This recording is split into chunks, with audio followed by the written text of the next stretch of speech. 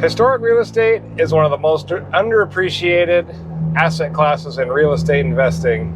And today I'm going to show you some of the things to keep in mind, maybe some tips and tricks and other things you might not have thought about or didn't know in historic real estate investing. So first of all, there's a bunch of grants and incentives, usually tax incentives, when you're investing in historic real estate. That's going to be able to help you rehab all your properties and get the cash flow doing better than it would if you were buying a standard piece of real estate investment.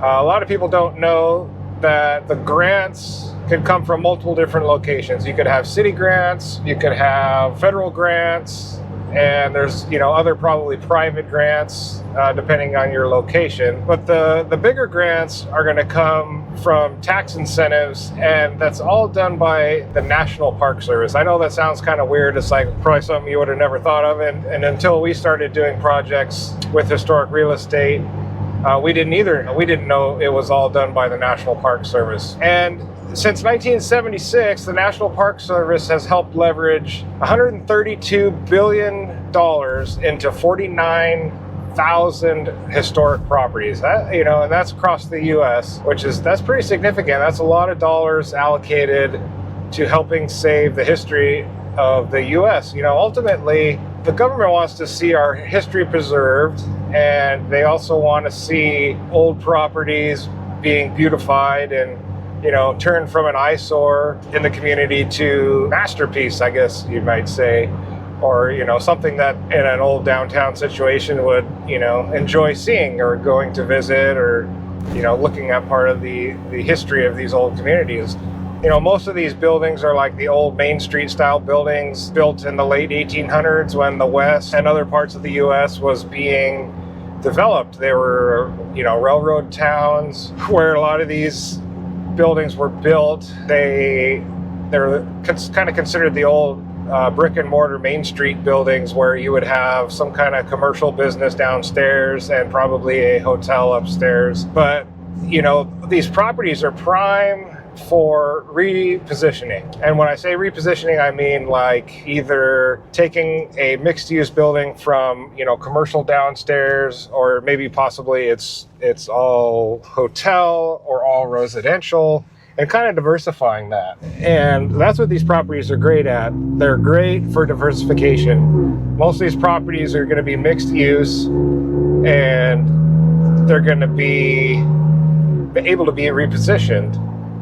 So taking it from like commercial to residential, or commercial to office space, or maybe residential to office space. There's unlimited options with some of these buildings. They're kind of blank slates. A lot of times you can buy them already cash flowing with maybe part of the building needing to be rehabbed, and that just adds more value to your purchase. Adding value to buildings is what we do quite often, rehabbing buildings and then adding the value through this rehab, then cashing out your rehab and your initial investment makes it like an infinite return on your investment. So a lot of times they're great cash on cash returns. It makes them one of the most profitable real estate asset classes in real estate investing.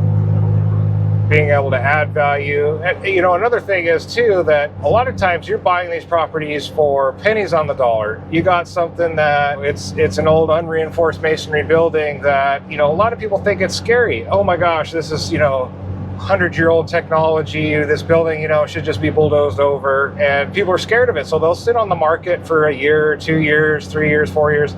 We've purchased ones that have been for sale for probably 4 years, and we go into these markets after doing, a bunch of market research, like, okay, why is this on the market? Well, come to find out that it needs, the bricks are falling down, and, the whole building just needs to be bulldozed over.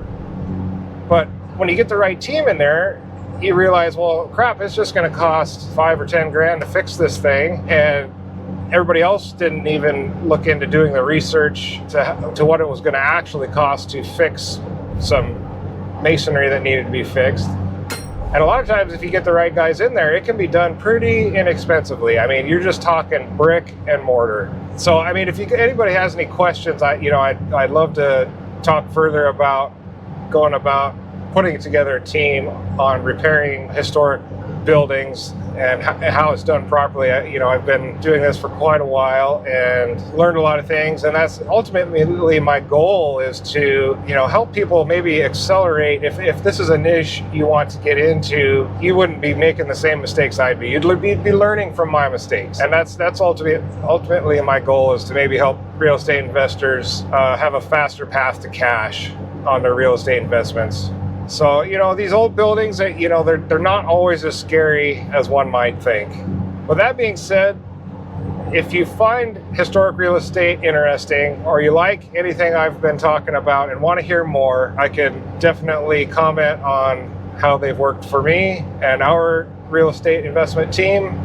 I'm going to be putting out a bunch more videos on this exact subject. Subscribe so you don't miss anything.